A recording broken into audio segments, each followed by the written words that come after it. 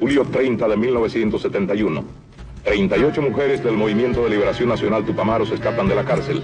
El pabellón de la cárcel de mujeres, destinado a la reclusión de integrantes del MLN, procesadas por la justicia, quedó esta madrugada prácticamente vacío, al concretarse la evasión masiva, sin antecedentes en el Uruguay y quizá en el mundo, de 38 de las 43 mujeres allí encerradas. La insólita y espectacular fuga, cuyas derivaciones a nivel político y gubernamental son aún imprevisibles, se concretó entre las 2 y las 4 horas de la madrugada de hoy, por medio de un túnel cavado debajo del establecimiento carcelario y que se comunicaba con la red cloacal de la zona. ¿Cómo fue aquel entonces, año 71, no? Año 71, sí. Y sí, la fuga. La fuga. La fuga de las 38. La fuga de las 38. Sí. Y bueno, en el libro cuentan, ¿no? ¿Verdad? Es una fuga que se hace a través de un túnel, que el túnel a su vez da al sistema de saneamiento de la ciudad de Montevideo, y bueno, por ahí nos vamos, ¿no?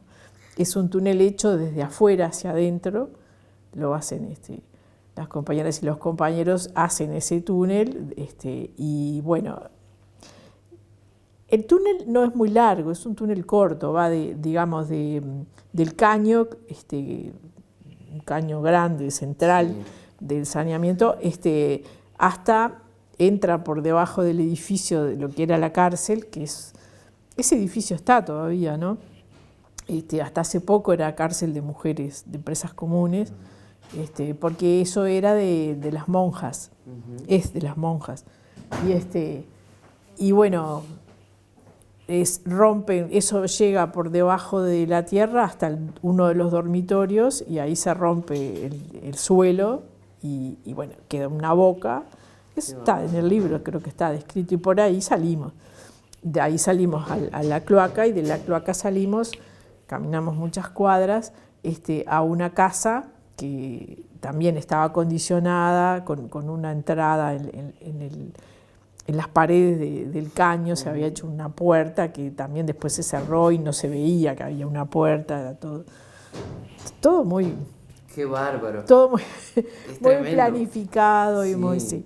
Y bueno, y ahí salimos. Las 38 prácticamente quedaron muy poquitas, 4 o 5, que por diferentes razones no quisieron irse.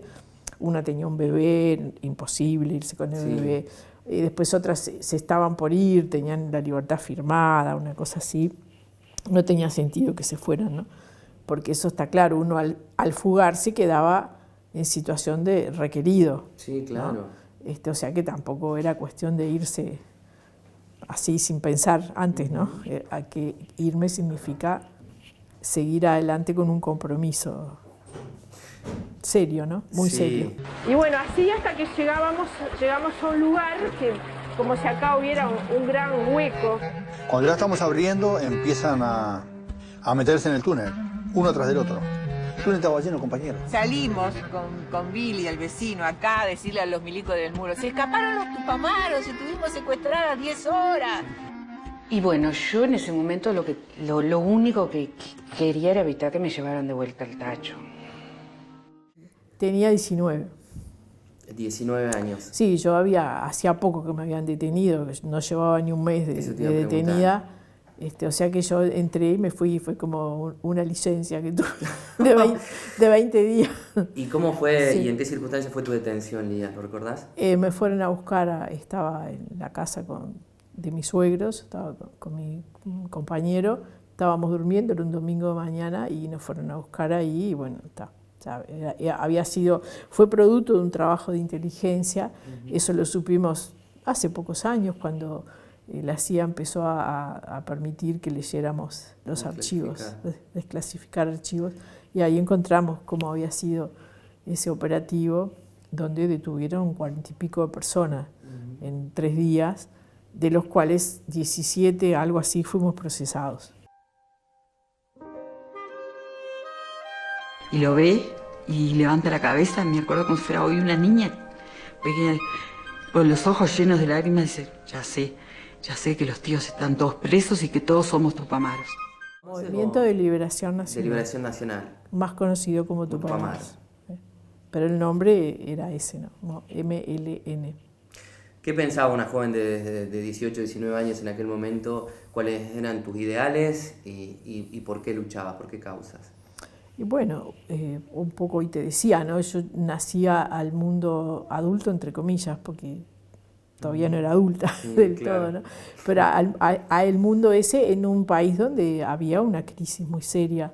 Si bien teníamos un presidente que, o sea, había habido elecciones y después había muerto el presidente y había asumido quien correspondía que asumiera, pero a pesar de eso era un país con una crisis económica muy grande, muy seria, y eso, como todas las crisis, trae aparejado que se den situaciones sociales graves y se den situaciones cuando los gobiernos, teniendo que resolver eso, en vez de resolverlo, reprimen a la población que protesta y que exige el cumplimiento de sus derechos. Bueno, eso trae aparejado un grado de violencia importante a nivel social, ¿no, verdad?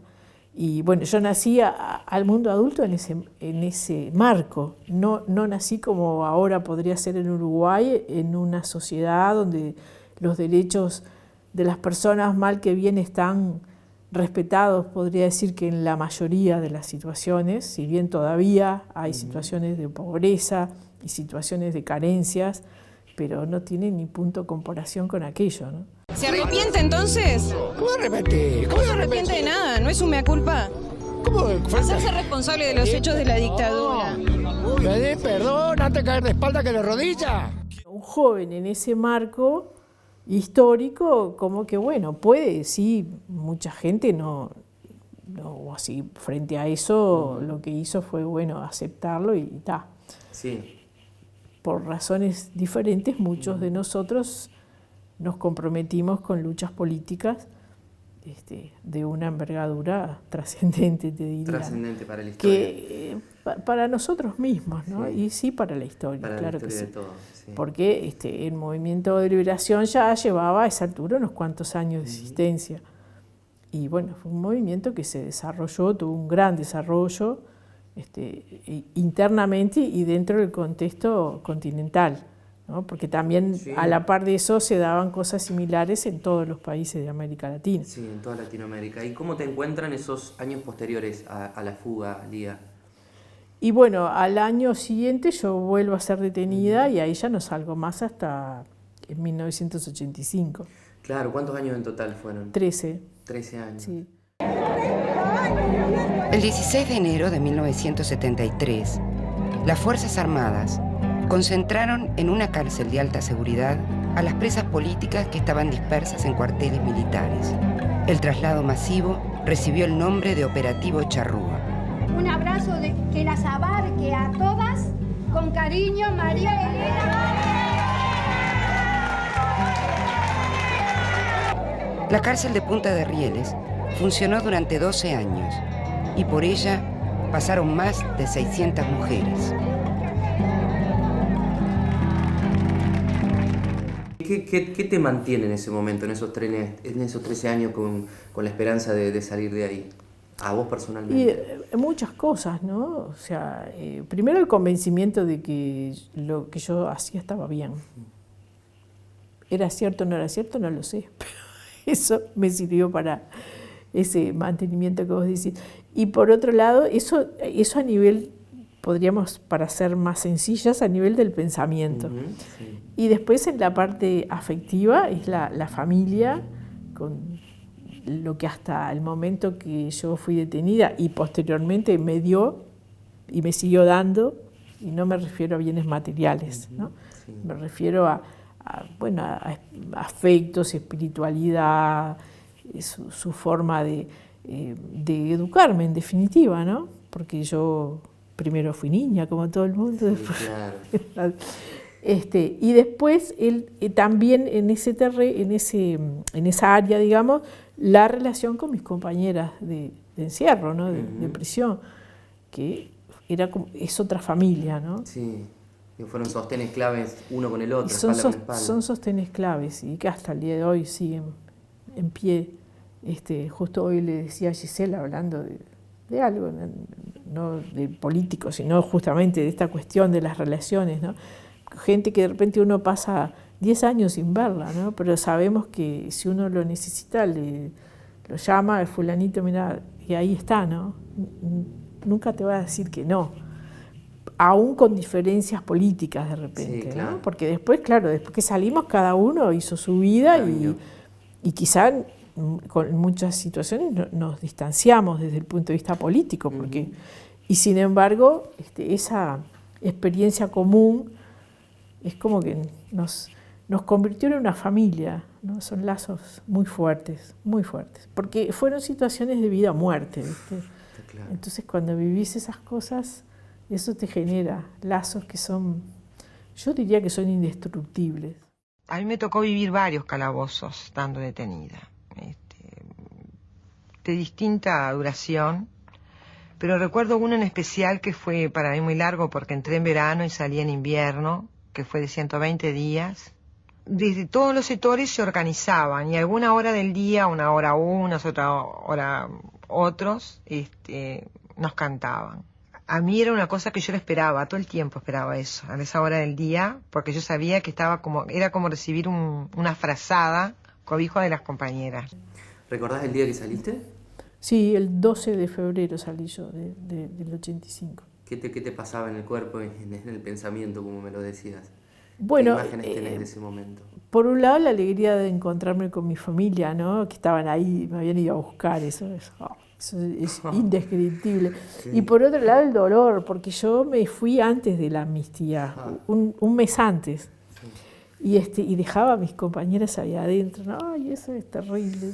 Aún sabiendo que iba a pasar eso, sí, porque ya sabíamos, ¿tá? Lo que pasaba. Pero eso fue difícil.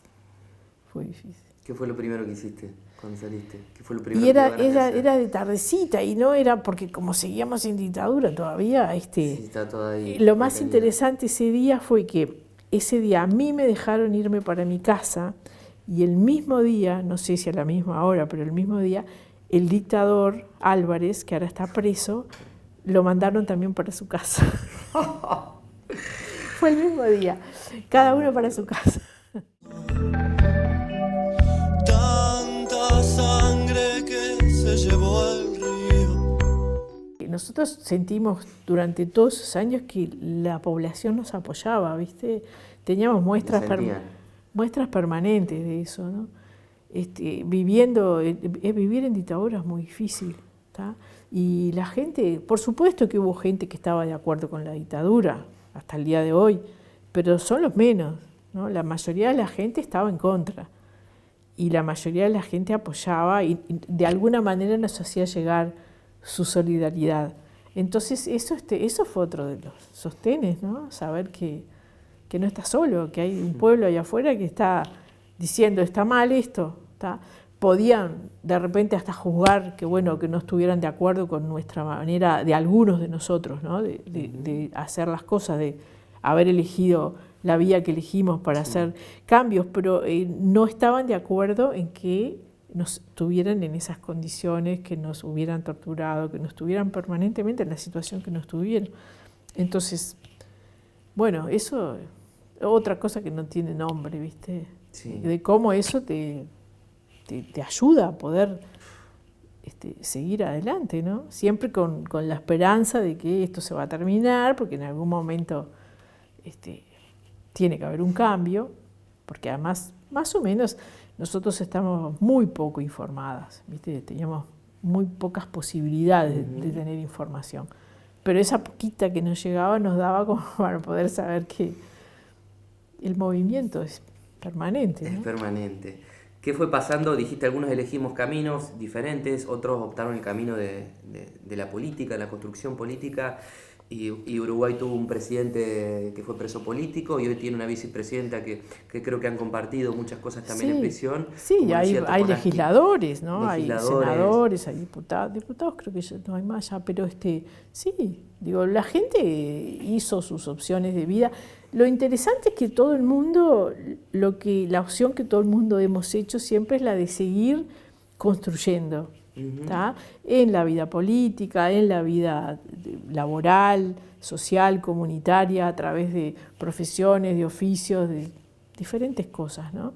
De compromisos sociales como, bueno, esto que hoy hablábamos de los bomberos voluntarios, ¿no? La gente que está dispuesta a ser voluntaria en algo así, ese es su compromiso con su comunidad. Nosotros no tenemos bomberos voluntarios, pero tenemos otras cosas, ¿la verdad? Por ejemplo, el movimiento cooperativo, ¿no? Allá hay uno de los pilares allá es la parte de vivienda, ¿no? El movimiento cooperativo de vivienda. Bueno, mucha gente que se metió en eso, ¿no?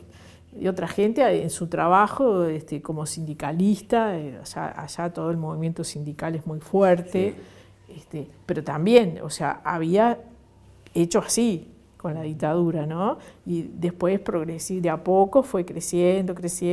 Hoy en día, por suerte, tenemos otra vez un movimiento sindical cuantitativamente grande. Bien. No es de la misma calidad que antes de la dictadura, pero todo lleva su tiempo, ¿está? Su tiempo de formación, de estudiar, de aprender, no es fácil. ¿Encontraste en la psicología, en las terapias, en ayudar a otros, un canal en el que vos pudiste conducir todo lo que te fue pasando y de alguna manera ser resiliente con eso? Bueno, de alguna manera el hecho de, vamos a decir, una cosa que a mí me fascinaba estando presa era eso que vos también me preguntaste, ¿cómo hacemos para estar como estamos? ¿No? La pregunta. Porque yo creo que estuvimos muy bien, que salimos bien además, ¿viste? Salimos con ganas de hacer cosas, con ganas de llevar adelante emprendimientos, ¿no? Desde el emprendimiento de una familia propia hasta, bueno, montones de cosas, ¿viste? Entonces, sí, bueno, yo esa necesidad o ese deseo que yo tenía de transmitir, creo que fue un poco lo que me llevó a decir en qué profesión puedo poner todo esto, ¿no? Y bueno, y ahí me puse a estudiar porque yo no había terminado ni siquiera secundaria.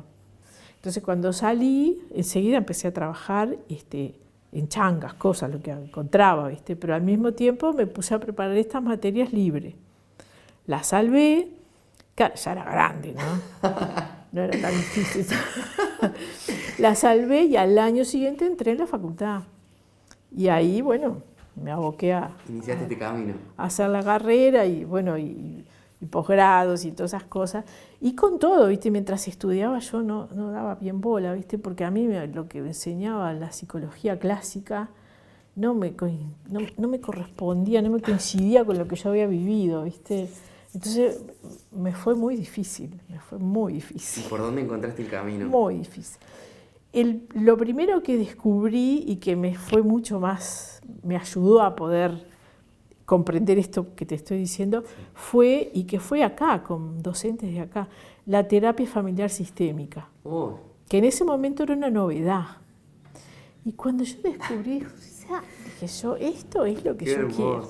Bueno, y ahí me formé eran docentes del Hospital Torcuato de Alvear, de Buenos Aires. Y bueno, y con ella sí fueron muchos años, ¿no? Y después, un buen día, me llega un correo de Gisela, yo ya me había recibido, recordándome quién era ella. Claro, yo ya la había conocido cuando la Cruz Roja Internacional le permitieron por primera vez entrar a los penales a ver cómo estábamos. Qué bárbaro. Y bueno, y allí ella fue como psiquiatra y yo tuve una entrevista con ella como tuvimos todas, la verdad. Después tuve otra. Después al año siguiente volvieron y otra vez. Y bueno, a mí me había encantado aquello, ¿no? Porque la primera vez no fue con ella, fue con un hombre que tuve la entrevista, la segunda vez fue. Bueno, pero el hecho es que ella se contacta conmigo y me hace una propuesta de que están viendo de hacer una investigación sobre las secuelas en detenidos políticos después de, ya a esa altura, hacía como 15 años que habíamos salido. Y entonces esa era la propuesta, tenían que haber estado presos más de 5 años, bueno, una serie de condiciones. Y yo le dije que sí, y ahí empezamos a trabajar en eso primero, y inmediatamente con eso vino lo que ella había empezado a trabajar con esto, que no se llamaba emergencia en ese momento. Claro, tenía otro nombre. No, era como... Todavía no tenía un nombre, ¿no? Era una técnica que ella que se aplicaba a situaciones así de violencia, donde había habido experiencias muy fuertes de violencia. Y bueno, por ahí empezó. Y después seguimos y yo seguí ampliando y por acá y por allá, y esto se transformó en una de las cosas donde yo sentía que podía conectar aquello con esto. Y bueno, y también me amplió mucho la cabeza en mi formación, ¿no? Porque además uno sigue buscando otras cosas. Lía, me das pie a preguntarte esto. Bueno, ¿cuál fue el resultado de ese estudio en tu caso personal y cuál crees que es el resultado de quienes han sido detenidos políticos después de mucho tiempo? Hay de todo, ¿tá? Porque además incluso hay algo que es que yo hoy diría, ¿no?, que las secuelas, uno a veces piensa en lo inmediato y en lo inmediato no hay nada, pero después aparece, ¿no? Y después cuando entras en la etapa final de la vida, en la vejez, ahí pueden también aparecer.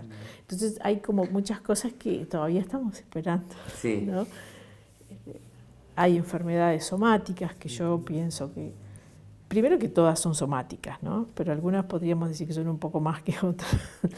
Pero creo que eso es una de las cosas que se podría, no se ha hecho nunca un estudio, pero si se hiciera es probable que nos tuviéramos sorpresas de la vinculación que hay entre una cosa y otra, ¿no? Como un estrés prolongado muy grande, que fue el que vivimos nosotros, puede, no en lo inmediato, pero de repente más adelante aparecer a través de enfermedades. Por eso dije, ¿no? Somáticas son todas. Claro, es verdad. ¿Y cuáles son las secuelas en las sociedades de la dictadura, Lía? Bueno, en las sociedades son muchas. Son muchas que hasta el día de hoy creo que las vivimos, ¿no? Por eso hablamos de terrorismo de Estado. ¿No? Cuando el Estado, cuya función tiene que ser cuidar y proteger a los ciudadanos, se transforma en un terrorista que lo que hace es meter miedo a la gente, ¿no? De que si hablas, ojo, porque ¿cuál era la reacción de la gente? La de los monitos, ¿no? Sí, no veo. ¿No? Me callo. Eso, ¿qué es eso? Si vos te pones a pensar en el desarrollo de un ser humano, ese comportamiento, ¿qué está diciendo? ¿Se desarrolla una persona que vive así? ¿Cómo hace? ¿Cómo hace para crecer? ¿No? ¿Cómo hace para...? Entonces, crecer implica a su vez construir, crear. ¿Cómo hace? ¿No? Entonces, esa es la primera, ¿viste? O sea, una sociedad que está frustrada, que está truncada en su desarrollo, ¿no? Y que por lo tanto es manejable, es muy manejable. Y eso hasta el día de hoy sigue habiendo residuos. Por eso cuando los jóvenes aparecen en la marcha, como decíamos hoy, uno dice, bueno, qué suerte que entienden, porque esto significa que van a hacer lo que puedan para que no pase de nuevo, ¿tá? Porque ellos ya están libres de eso, pero sus abuelos o sus padres quizá no. ¿No? Si, bueno, nosotros, por ejemplo, seríamos los abuelos, pero todos los chiquilines que nacieron en la etapa de la dictadura, su escolaridad primaria y secundaria fue hecha bajo una determinada concepción de la vida. Sí, totalmente. ¿No? O sea, entonces fue peor todavía para ellos, porque nosotros nos metieron presos, pero ya nuestra formación ya era de cabezas libres, ¿no? Sí, totalmente. Mentes libres, pensábamos, y esa es otra de las cosas que creo que fue el gran apoyo en la cárcel, ¿no? Nosotros en la cárcel tuvimos vida política siempre, nunca dejamos de tenerla. Nos organizamos de la forma que fuera para que ellos no se dieran cuenta, pero siempre tuvimos una cabeza activa, incluso estando uno solo, analiza, piensa con los pocos elementos que tiene, ¿no? Saliéndose de esa cuestión de, ay, qué horrible lo que me está pasando, ¿no? Yo soy parte de una sociedad que está en un continente, que está en un mundo, que está en un momento histórico. Y bueno, pero teníamos elementos y herramientas para hacer eso. Pero toda esa generación que nació en dictadura, esas herramientas, si las tuvo porque tuvieron padres y madres que se las dieron, pero la enseñanza no se las daba. La situación que estábamos viviendo, que estaba viviendo el país, que estábamos viviendo nosotros, la miseria, la necesidad de hacer algo para cambiar las cosas. Esa fue la decisión para integrarme a un movimiento. La generación mía que se comprometió en una lucha política, que nacimos como que salimos a la vida adulta militando. Porque yo pensaba que lo que yo pudiera hacer y el resultado de lo que pudiéramos hacer todos iba a ser en beneficio de mis hijos. ¿Cuáles son los sueños, Lía, de quien dio el cuero, la vida, la cabeza por sus ideales? ¿Cuáles son tus sueños? Ejemplificando en una persona para la vida, para la sociedad, tus sueños hoy, en 2019, después de todo lo que pasaste. No han cambiado mucho. Mis sueños son los mismos, te diría. Es más, es como que, viste, cada cosa que pase, no puede ser. O sea, uno se ajustó, me he ajustado, y creo que todos mucho más realistas somos, ¿no? Creo que en esa época de la vida, de 18 años, de 19 años, 17, 20, uno es muy idealista y uno piensa que las cosas son mucho más fáciles de hacer de lo que son. Sí. Hoy por hoy, bueno, aprendí el arte de lo posible, ¿no? Como se dice. Sí. Y entonces, claro, es diferente. Pero mis sueños, porque eso es, los sueños son sueños. Yo puedo tener un proyecto y el proyecto sí es dentro de lo posible, pero los sueños son algo más, ¿no? Sí. Como las utopías, que son más todavía. Sí. Y eso no lo he perdido y estoy muy contenta. Y es lo que no hay que perder. Uno siempre tiene que tener utopías y siempre tiene que tener sueños. Sí. Y después tiene que aprender a planificar lo posible para acercarnos a eso, ¿no? Generación tras generación nos vamos acercando a eso. Bueno. Y entonces hoy poder vivir en una sociedad con justicia social es básico, ¿tá? Es lo básico. Hoy hablamos de derechos humanos, pero siempre lo mismo, sí, ¿no? El respeto por los derechos humanos en nuestras concesiones estuvo siempre presente. Quizá no le poníamos ese nombre, pero es lo mismo, ¿no? Que uno pretenda que la gente tenga su casa, que tenga trabajo, que tenga educación, que tenga acceso a la salud. Son cosas elementales, ¿no? Por eso cuando veo tu pueblo acá, veo la ciudad, digo, esto es fantástico, ¿no? Y esto es un modelo. ¿Cómo puede ser que esto no se repita en otros lados? Sí. No es difícil, ¿no? No debería de serlo, al menos. Yo creo que no. Al menos. Yo creo que no. Quiero ir cerrando con esto. Me dijiste en un momento antes de empezar la nota, todo es posible, podemos salir de cualquier situación. Sí. ¿Estás convencida con tu historia y con tu aprendizaje de que es así? Estoy convencida, sí. Estoy convencida. ¿Sí? Es así. Porque todo está en uno. La seguridad está en uno, el hogar está dentro de uno, o sea, el trabajo, la actividad, el pensamiento, o sea, todo, ya lo sabemos, ¿no? Todo está en uno. El tema es desplegarlo, desarrollarlo y confiar, tener confianza, ¿no? Encontrarle sentido a lo que uno hace, a lo que uno vive, darle un sentido siempre. Y todo eso hace que sea posible, ¿no? Quizá, como te decía hoy, sabiendo separar lo que es un sueño de lo que es en la realidad, ¿no? O sea, si yo me encantaría volar, eso es un sueño, pero yo sé que no voy a poder volar porque no tengo alas, ¿viste? Entonces, bueno, otro uruguayo decía que las utopías sirven al menos para caminar, lo decía Galeano, digo. Bueno, claro, por eso vos te la ponés. La pena. Es como la zanahoria con el caballo, ¿no? Vos te la ponés, claro. La utopía funciona así, pero me encanta que sea así, no importa, yo ya sé que es así, pero no quiero dejar de tenerla, ¿viste? Y creo que todos tenemos que tenerla, porque eso es lo que nos permite avanzar. Y ir evaluando además, ¿no?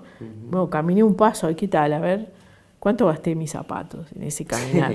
¿No? Sí, tal cual. Etcétera.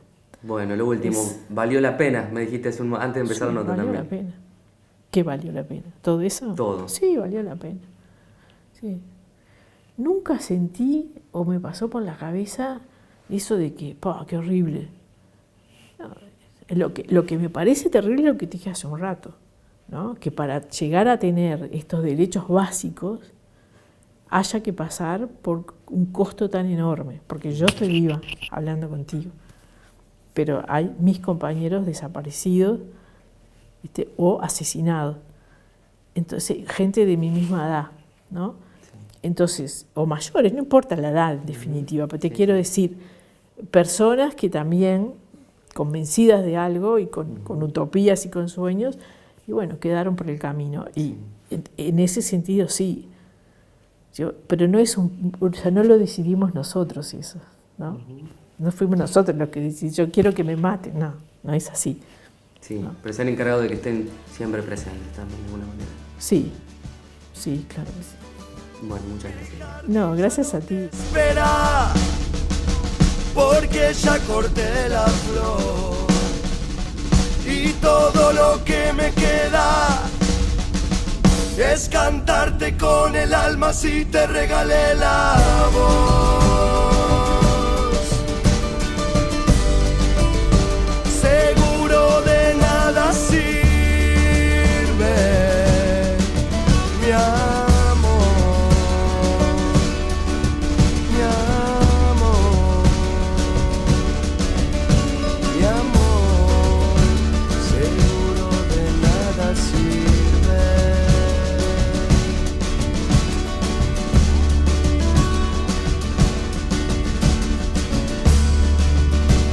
Amar sin nadie, vaya cosa triste, sin nada que abrazar, nieva que nos abrace.